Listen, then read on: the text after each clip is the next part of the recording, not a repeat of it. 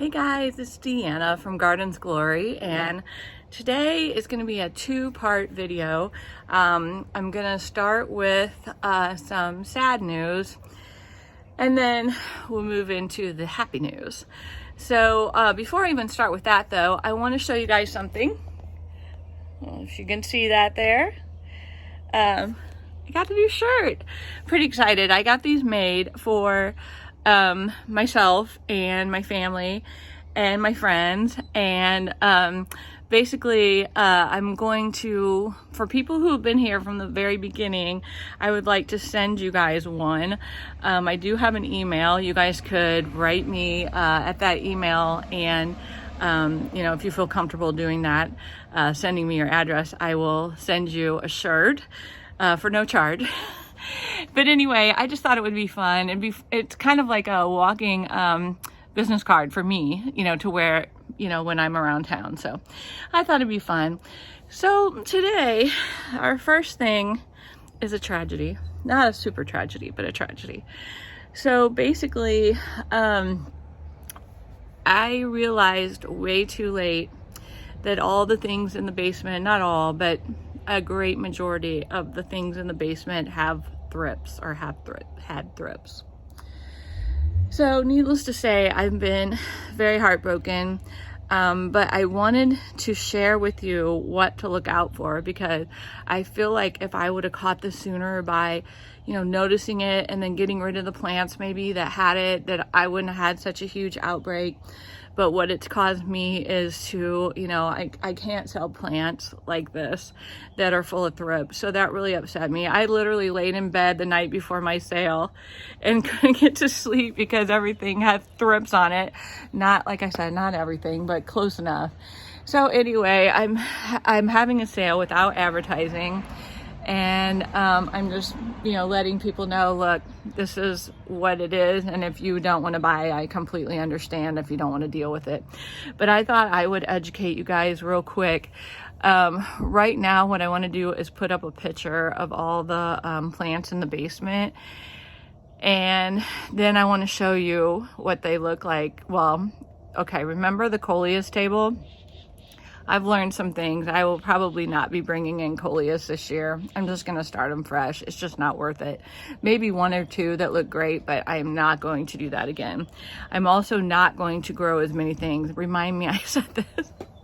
Because I want things to have more air. I think things being on top of each other is just a recipe for disaster. You know, it spreads so much faster. So anyway, I'm going to put a picture up now of what the coleus table look like. And I'm going to show you now what most of the coleus look like now.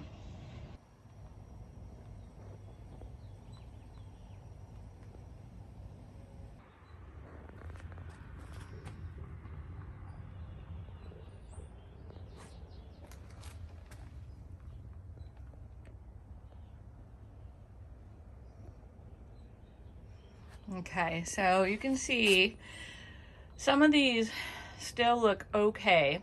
So here's what was happening. I was looking at those coleus and thinking, oh, they're just, you know, they're stressed from being in a pot, and they're stressed from being so close to each other.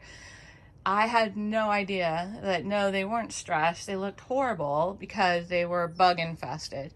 So thrips I had never had before, and thrips are just, look at this. Thrips are just a terrible pest to have. So what I want to do, and you can see I cut everything back. Well, in doing that, I also learned though that thrips lay their babies in the leaf tissue. So even if you spray them, there can be a whole nother round in the leaf tissue. So I just cut everything back, and if you look, I mean, you can see I have some good stuff, but yet you can see there's some leaves that are still looking sick. So I'm gonna go to the table where my plant sale is and show you some that actually have thrips, so you know what the damage looks like, and then you'll know not to let something go, okay? Okay, so this is a blue glitter Euryngenium. I'm going to show you, hopefully I'll find a, well, Sure, yes, I see a thrip right now. Let's zone in on this. See that little orange bug walking around? That's a thrip. So it does a few things. One, you see how it's got these little white sheer dots? That's from them sucking out the sap. So it also causes the leaves to look distorted when they come out on certain plants. So let's get that away from the geranium, hopefully. I don't know. Well, yeah, see, look. See this? That's probably from the thrip. So it's heartbreaking. I've been doing reading on how to get rid of these boogers. I have sprayed these twice with a neem and not helped at all. So let me show you how they look when they are distorted. Okay, so this is a good example. See how this is kind of like, let me see what, I gotta get in on it. See how those are kind of rolled up? That is because the thrips are distorting. And then see how it has like, you know, all this, that's all where the sap has been sucked out. So needless to say, I'm a little frustrated. Now, one thing is I was thinking, well, I don't want to put these into the garden because then I'm introducing thrips into the garden. But then I was looking at my spring pots that are up there, and guess what? They have thrips. And they've been outside this whole time. So maybe it's just going to be a year of the thrip. I don't know. But these are my sad little babies that I don't even want to sell. So, I have never had thrips before. I think I may have said that. But I have had aphids. I've had whitefly. I've had fungus gnats. I think I've pretty much had most everything now. And, you know, I really beat myself up because I'm like, why didn't you know? But you know what? This is gardening. You learn and you have to just let stuff go. And it's been hard for me to just let it go because, you know, you want to think that you can do all the right things, but that's just not reality and we're not in control. So now we're going to switch gears to happy news. And I'm going to do a little plant haul for you that I got from Blue Mountain. No, wait. Hold on. I'll tell you in just a second. Okay, it's Bluestone Perennial. Sorry about that. So I'm going to show you what I bought. I showed my daughter. I'm like, you're not going to believe what I got for $300. It's kind of like groceries. I used to be able to get 7 bags of groceries for $70. Now, the other day, I had them delivered, not including the delivery fee, at $70, 2 bags, and not even very full bags. But anyway, I'm going to show you what these are. Now, if you think about it, a perennial being maybe close to 20 some dollars, and then you add in shipping, this came to almost $300, which is ridiculous. But these are plants that I've really, really wanted and saved up for. So I'm going to show you these, and then I'm going to show you each time what the plant looks like full grown, because I cannot wait to get these into the garden. They're all ones that I don't have. So here we go. Okay, so $300 worth of plants. But again, like I said, when you figure a perennial can be, you know, $20 a piece, and then you have the shipping, it adds up fast. So I'm gonna go ahead and pull these out and show you what I got, and then after we go through them and their specs, I will show you where I put them. Okay, so it looks a little bit more impressive out of the box. So let's look at each plant and I'll tell you kind of what I'm thinking, where they're gonna go and why I wanted it. So this first one is an echinacea, and it is called Kismet Raspberry. So I first saw this on someone else's channel, and I just absolutely love how striking the color is on this cone flower. And so I really wanted, I'm really loving coneflower because they're pretty easy to take care of, and they just add so much color for so long Let me see what this one can tell you guys. So it says 18 inches and 24 inches apart. Full sun to part shade. So that is my first one, and I'll put a picture up so you guys can see it.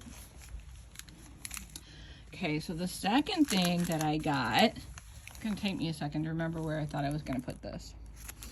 Okay, so this is a hydrangea tiny quick fire. Oh, I know where. Okay, so I was gonna put this where I had to take out my dead lemony lace elderberry.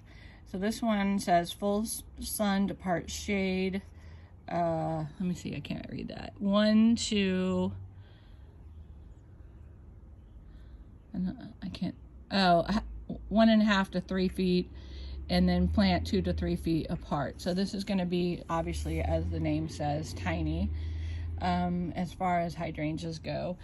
And I wanna point this out. This is a biodegradable pot, but I think I have done this before and planted them in the pot.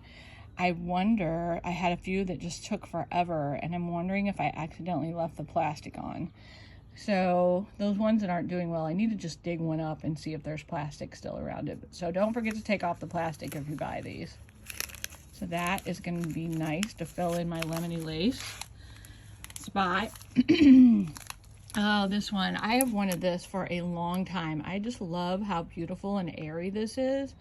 So I saw a beautiful one of these when I did Peggy's tour, and I will link Peggy's tour at the end if you haven't seen it. Peggy's was by far the most beautiful garden I've ever stepped foot in, and it was so beautiful that I literally started to cry. I've never had that reaction before. But anyway, she had one of these and it was beautiful, and my mom had one of these in her garden, and when she passed away, I took a bunch of her plant, and I told Dad, don't dig up anything until I get a chance to look at it. Well, I came back one day and I said, where's that plant? Sorry, I have an itch. I said, where is that plant that I told you I was going to come back and dig up? He's like, I forgot. I thought it was a weed, and he dug it up and threw it away. So anyway, I'm super excited. It is called, let's get the tag out here, Thalictrum, okay? Delavia?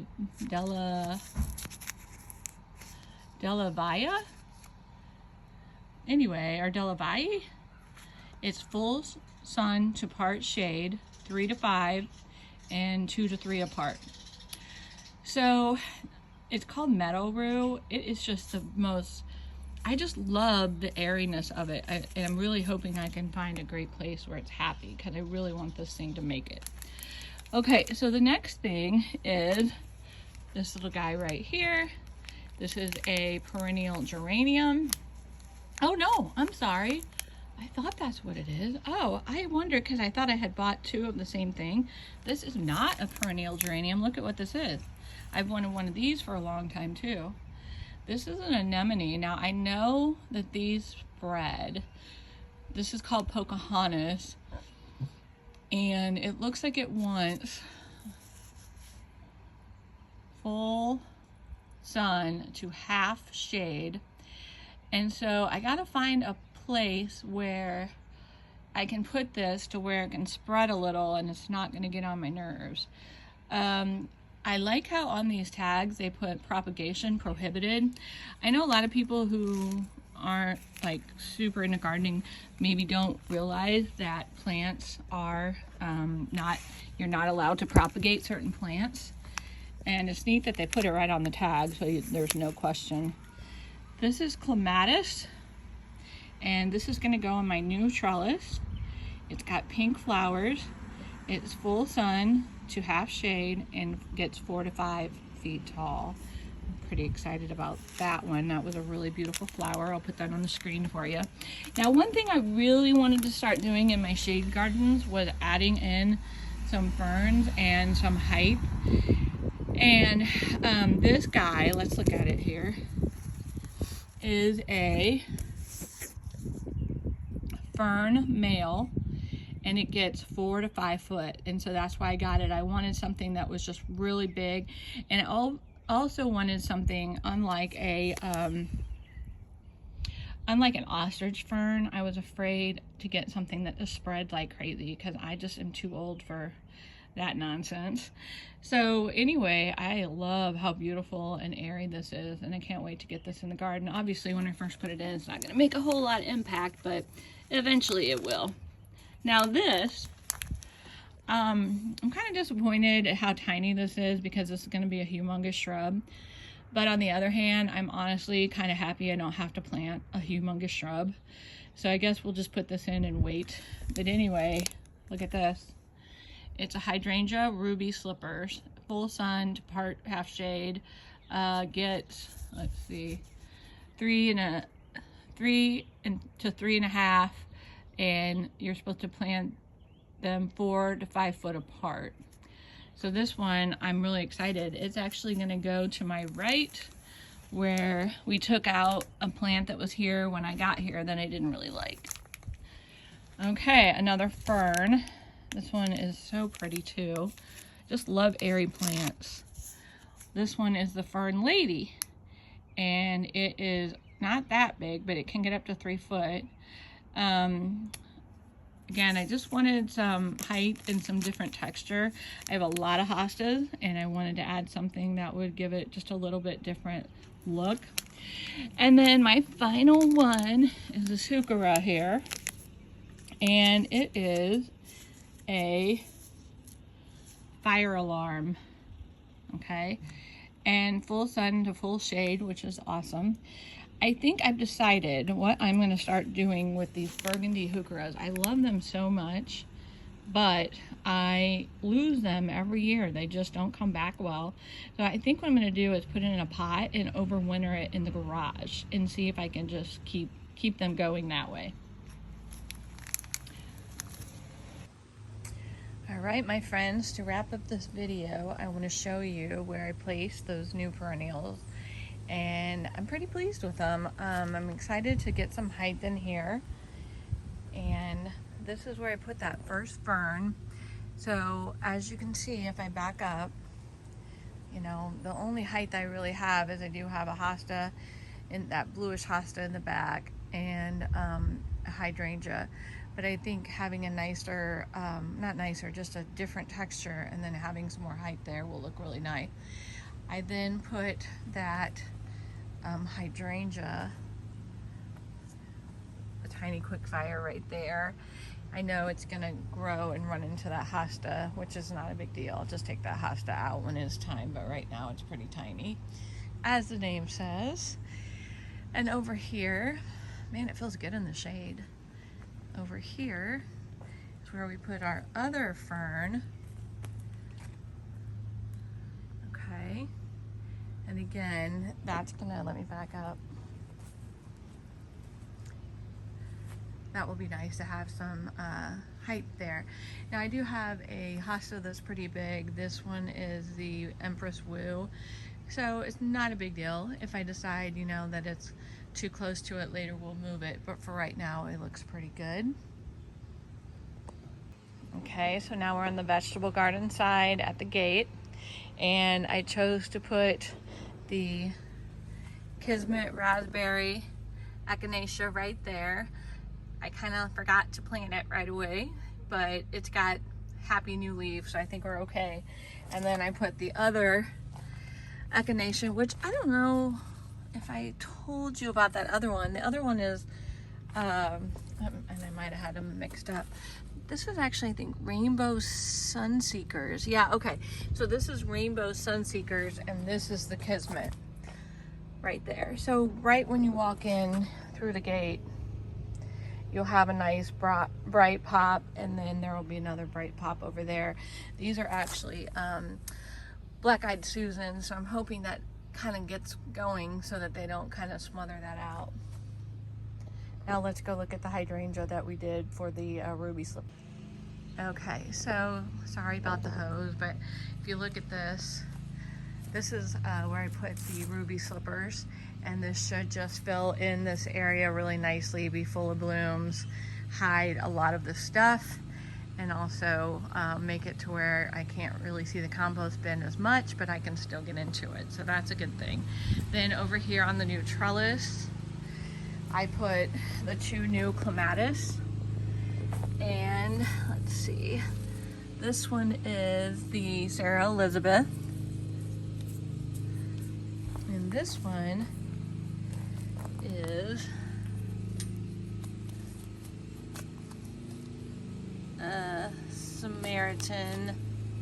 Samaritan Joe, and I'm not sure if I got that one in the original video.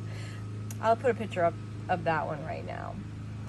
Alright, you guys, I am going to leave you with the view over the garden gate because we have our new bed. You can see it rained and now some of the cardboard is exposed. But wow, it's going to be so beautiful when we have the arbor in there with that swing and all these plants. It's going to be so pretty. I'm really excited for it. So, alright guys, I'm going to let you go. I hope you enjoyed this video. I hope you learned, sorry I got sidetracked. Hope you learned about some new plants that you might be interested in, and also about thrips, which nobody ever wants to have to deal with that, but unfortunately part of the gardening game.